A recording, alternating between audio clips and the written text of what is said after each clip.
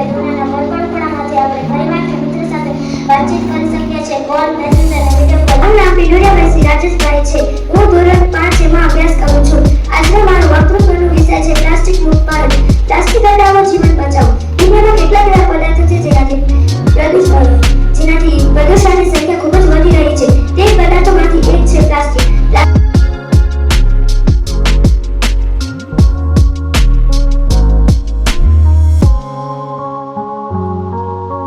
સોમી વસતા ઉજવી રહ્યો હશે ત્યારે 2047 ભારત વિશે કંઈક કહેવા માંગુ છું.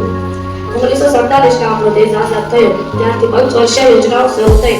નદીઓ પર સિંચાઈઓની સગવડો કરવામાં આવી. તેનાથી કૃષિ ઉદ્યોગ અને ડેરી ઉદ્યોગ ક્ષેત્રે પ્રગતિ થઈ.